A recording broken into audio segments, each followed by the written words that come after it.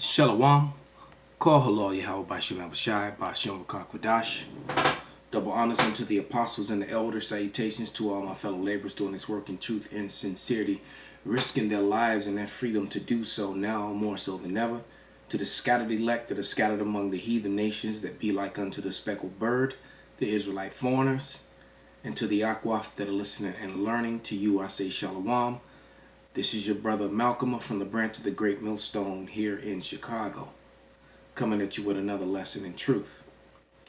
Let's let a little bit of this play. Lock the doors, because what I'm about to say is going to upset some people right next here. Okay. Because truth of the matter is, the truth always upsets people. The truth is a very hard pill to swallow. And basically, I'm going to do just a quick overview, very quick history lesson that's going to match up exactly with what he's saying, except it's going to make the separation between the dark-skinned Africans and the dark-fleshed Israelites. Okay? So let's grab a quick scripture to describe the biblical Jews of the Bible.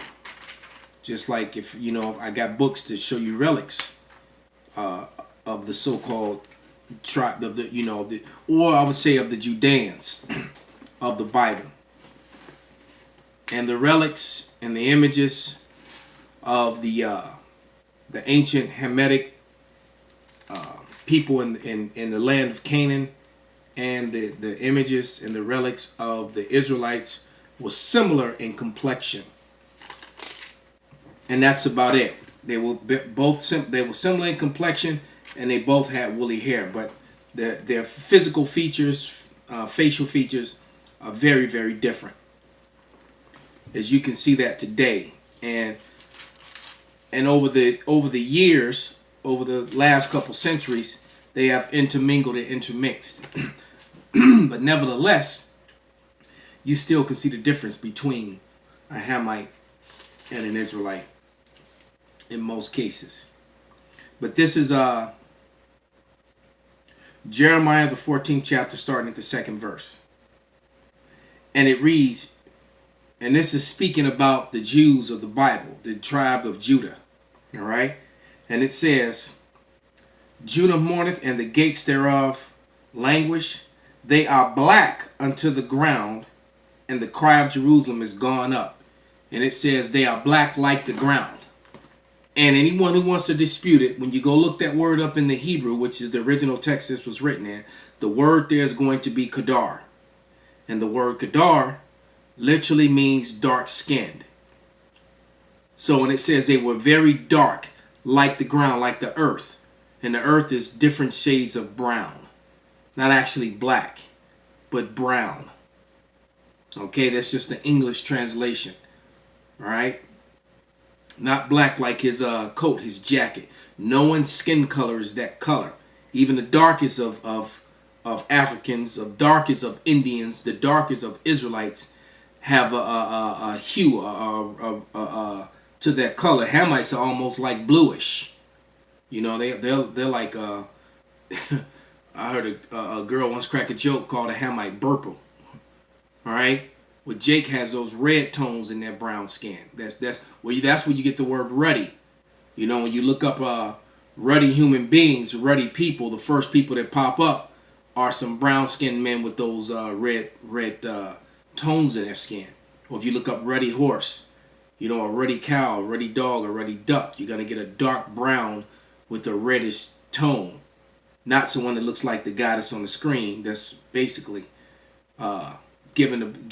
telling you somewhat of the truth. But see, Esau, when he tells you the truth, he still tells you a lie, because he has to control the narrative. And that's why, as in the title, it said African. And what they don't like to explain to you is that the people on the west coast of Africa, along the all those nations that developed along the Niger River, that goes into out of the so-called Mideast down into the or what you would call the Niger River, all right, which is really the Niger River. And I can actually prove that. That's how it was actually pronounced. Those countries that set up along it, Mali being one of them that he mentions, those nations were full of Israelites. Okay? As a matter of fact, now that I said that, let's get it. I think that's in Acts the 13th chapter, when it refers to the to some of the disciples as nigger, meaning dark flesh. This is Acts 13:1, and it reads, "Now there were in the church that was at Antioch certain prophets and teachers, as Barnabas and Simeon, that was called Niger, and Lucius of Cyrene, and Manaen, which had been brought up with Herod the Tetrarch and Saul." So even if you refer to as Niger, it still goes back to nigger. But I'm going to prove that it's actually pronounced nigger with a source of information that's behind me. Trusty 1933 Winston Simplified Dictionary Encyclopedic Edition. 1933. Okay, Winston Simplified Dictionary Encyclopedic Edition. 1933. Let's go to the word nigger, and I'm going to put it in camera and put it in focus. I've done this many times before. I'm going to do it again because there's always someone new or some naysayer, okay? And we're going to read it through the camera lens, okay? So let's get that into focus.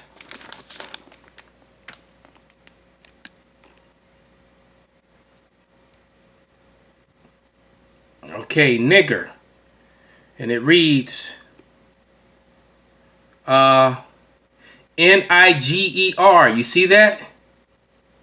And look at the spelling, just like in the Bible. Niger. Nigger, not Niger, or not Niger. I don't want to focus. Hold on. Try to do this with one hand. Let me hold it. There we go. It says Negro, dark-skinned one. Damn it. Trying to get this to focus, and it just don't want to focus. It's got to keep moving. Hold on, let me.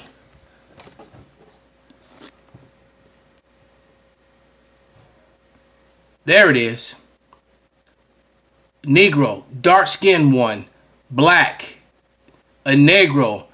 Now usually a contemptuous or vulgar term. See, now it's a contemptuous or vulgar term, but in the beginning it was simply a description. So it's as simple as that. If you call someone nigger, it didn't have a negative connotation to it. It was just simply a description of someone who was dark. Nothing more, nothing less. It wasn't an insult or anything like that. So now that I've established those facts, let's read read another biblical fact about the and this is from Babylon to Timbuktu. You could actually Google this. Babylon to Timbuktu was written by Rudolph R. Windsor. All right, history of the ancient black races, including the black Hebrews. It just should be Hebrews, because there's no such thing as black people. That's, once again, that's a byword that was created by, well, the guy that you see on the screen. But nevertheless, what is showing you that they were a dark race of people. All right, it said, and including, all right, because there is a separation between the dark races, like the dark people in India, the dark people in the islands of Samoa, the dark people in Australia, the dark people in Africa, and the dark Israelites. They're three different races of people, yet they're all very, very dark. All right, I've seen Indians from India that are darker than Africans, or just as dark, but they're not called black. Think about that. But this is page 84 and from Babylon to Timbuktu, and it reads, in the year 65 BC, the Roman armies under General Pompey captured Jerusalem in 70 AD. General Vespasian and his son Titus put an end to the Jewish state with great slaughter during the period of the military governors of Palestine. All right, that's the land of Israel, Canaan. All right, many outrages and atrocities were committed against the residue of the people during the period from Pompey to Julius. It has been estimated that over 1 million Judeans, it says Jews, but we're talking about Judeans, fled into Africa, fleeing Roman persecution and slavery. The slave markets were full of black Jewish slaves. All right. So the dark Jews that we just read about in Jeremiah 42, many of them, millions, it was way more than 1 million, fled into Africa to blend in with other dark people. That's why there were certain parts of Africa on maps in 1783 that read Negro land. All right. So there was a separation. As a matter of fact, when you look at the artifacts from slavery, you never saw a sign that said African slaves. It always said Negroes. All the relics said Negro because there was a difference between a Negro and an African, a so-called African. Because Africa is named after a Edomite, a so-called white man named Scipio Africanus. Right, so being African is that's a made-up name. That just the way Columbus named all the islands and renamed everything. This is what Esau does. It tells you that in Psalms 49 and 11. You know that he was renaming everything, and one of the main reasons he did that was to create confusion and to hide who their biblical nationality. And when you understand who the Edomites are, you would understand why they would want to hide that. Now, as we go forward, now we're going to go into this definition of Ham. Okay? This is from the Young's Dictionary Bible, the Young's Dictionary Bible. And the scholars that put it together are all Jewish. As a matter of fact, it said President Institute of Holy Land Studies, Jerusalem. So let's go to Ham. And I'll see if I can put that in focus as well. The definition of Ham, because it spans on 2 pages. And on page 255 and 256, because it's at the bottom of 255, and the rest of it reads on 256. But it reads, a son of Noah, father of Cush, Egypt, Put, and Canaan. See further on these 4. While they all may have been dark-skinned, they were not the forefathers of the Negroid races, but rather the peoples associated with Egypt in the north continent of Africa. That was the land of Canaan, where all those biblical things took place between the Israelites and the Egyptians and the Philistines, which is the Philistines is how you modern day say Palestine. All right, those were full of Africans, so-called Africans.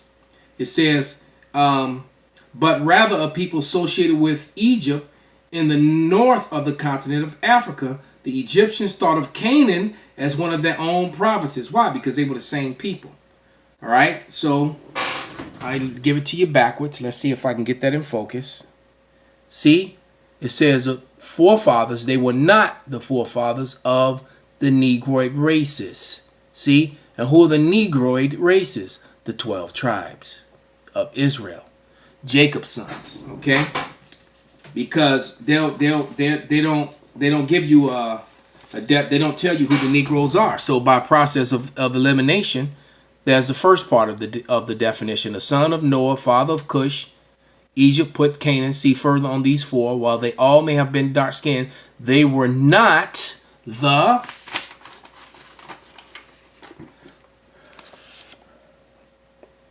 forefathers of the Negroid races. All right. Next set of evidences is coming from the Zondervan Compact Dictionary Bible. Same definition, also put together by Edomite and Jewish scholars they're both Edomites, because Edomites are, the Jewish people are Edomites as well, by race. But the original Zondervan's was in 1967. This one was in 1993. And now the latest ones, the newer editions of them, they remove this definition. I wonder why. But this is Ham, and it reads, Ham, perhaps hot. the youngest son of Noah, born probably about 96 years before the flood, and one of 8 persons to live through the flood, he became the progenitor of the Negroid he became the progenitor, father of the dark races, not the Negroes, but the Egyptians, Ethiopians, Libyans, and Canaanites. So the people who built Egypt were also a dark flesh people, or should I say the people who ran Egypt, because Egypt was built up forcefully by the forced labor of the Israelites. But the people who were in control of that land were dark flesh Hamitic people, who also are the enemies of the dark flesh Israelites. All right. So you so-called African Americans, you're not African at all. You are refugees in Africa, and they conveniently leave that portion of history out. Okay. So now let's go to a couple points in the Bible, because in this video I'm going to show you about 5 minutes of it. What he does is he shows you the Olmecs, and he just points out the fact that Christopher Columbus didn't discover America, that Africans were here before, and he gives you a couple different things, the proof of that, because there were different tribes where they found arrowheads, and I guess and different things of that nature, and they found out that this metal was metal that was created by tribes in Mali, and Moors that were in Mali and different parts of Africa. Okay, in West Africa. So this is 1 Kings 10 and 22, and it reads, "For the king had at sea a navy of Tarshish with the navy of Hiram," who Hiram was worked for King Solomon and was indeed a so-called African, a Hamite. All right, and he was a dark flesh. His mother was an Israelite, so he was a dark flesh man, but he was a Hamite because your lineage is through your father, not your mother. And it says, "Once in 3 years came the navy of Tarshish, bringing gold, silver, ivory, apes, and peacocks." So when we go to 1 Chronicles or 2 Chronicles, the 9th chapter, in the 21st verse, it gives you the same breakdown. It says, "For the king's ship went to Tarshish with servants of Hiram. Every 3 years once came the ships of Tarshish, bringing gold, silver, ivory, apes, and peacocks." And when you look up that word peacocks, it says turkeys, and turkeys are indigenous to America. So we know that the dark flesh Israelites and the dark flesh Hamites, Africans, on the because those ships belonged, were controlled by King Solomon. So we know that these two dark races had journeys over to the Americas. Hence the reason why the Northern Kingdom knew the route to the Americas, as it is written in the Apocrypha. All right, because Christopher Columbus, in the book Lost Tribes and Promised Lands, which I also have behind me, Christopher Columbus used the books of Ezra, which are written in the in what I'm about to read in the Apocrypha, and some different scriptures in Isaiah to come to the Americas. Because he knew that the Israelites, all right, had come to the America. And there's evidence of that in the movie 1492, which came out in 1992 with Gerard Gardner. I think that was the 400th anniversary or something to that effect. And in that scene when it says, when he talks about Ezra was a Jew. Because he was like, "Why do you believe? Why do you want to go on this journey so bad?" And he was like, "Well, because of Ezra." And then his companion said, "But Ezra was a Jew." All right. So he knew that the tribes had came here to the Americas. So let's read the account in the Bible. And it reads, this is 2nd Ezra chapter 13 and 40. And it says, "And those are the 10 tribes which were carried away prisoners out of their own land in the time of Hosea the king, whom Salmanasar, the king of Assyria, led away captive, and he carried them over the water, so they came into another land. But they took up counsel among themselves that they would leave the multitude of the heathen and go forth further into a country where never mankind dwelt, that they might keep their statutes, which they never kept in their own land, and enter into the Euphrates by the narrow passages of the river. For the Most High showed them signs and hell sealed the flood till they were passed over. For through the country there was a great way to go, namely a year and a half, and the same region is called Asareth. All right, and as a matter of fact, you have Jewish encyclopedias that say that Asareth is the Americas. It's the islands in South America. So, without any further ado, Christopher Columbus did not discover America.